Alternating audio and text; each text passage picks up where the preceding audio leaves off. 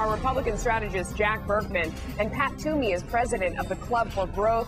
Pat, the Democratic budget proposal cuts in half the child tax credit and cuts the marriage deduction by $1,700. I don't understand. How does raising taxes and stifling economic growth keep America great? It doesn't. It's a terrible idea. It's a terrible plan. I think it shows that the Democrats in Washington are really at this point held captive by the extreme left wing of their party. You know, when you think about it, the November '06 elections might have been about a lot of things, but it was not about the American people saying, please raise my taxes.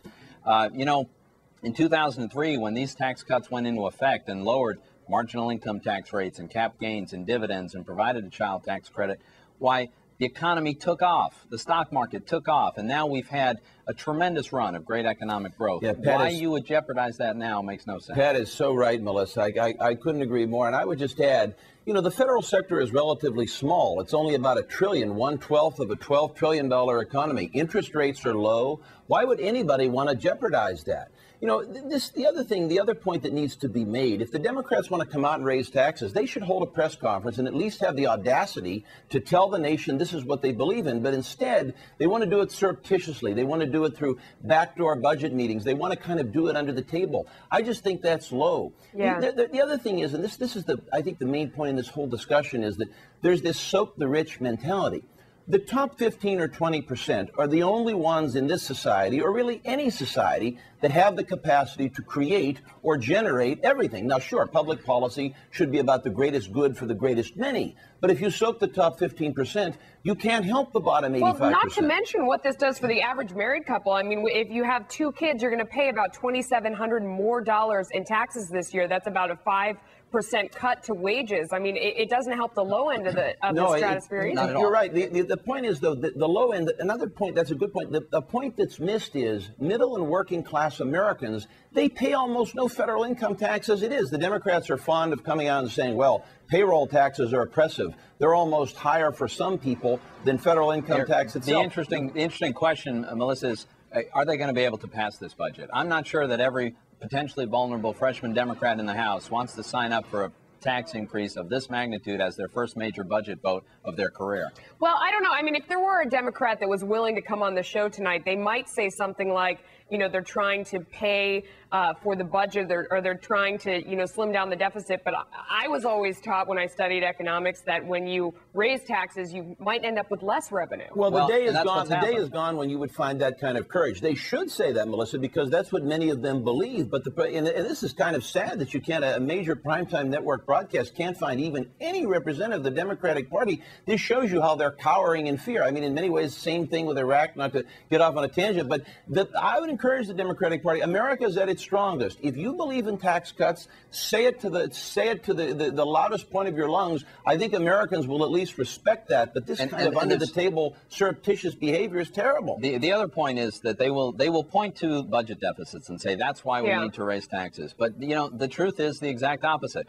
Since the Bush tax cuts, today we have an all-time record high level of revenue going to the Treasury. It's in the last 3 years alone, $300 billion more than the CBO and the other accountants in Washington ever projected. The fact is, stronger economic growth is the best way to balance the federal government's budgets, if that's what you're concerned about. I'm more concerned about the prosperity of American families than anything else. Yeah, and I'm concerned about consumer spending if we start raising taxes. I mean, that certainly has been something that has helped this economy and you know, might help balance whatever housing bubble that we might have going forward. That's a good point. You know, there's the bottom line is, and I think we all agree on this, there's just no reason to do it. I mean, if interest rates were 12% and spiraling out of control, yeah, then maybe at that point, if you had an absolute crisis situation, somebody could talk about a tax increase. But interest rates by any historical standard remained low. The currency is in good shape, not the best shape it could be in, but it's in good shape. So why monkey with such success? Especially when we know, if you look at the last 30 years, building on Pat's point, anytime you've had a major tax cut,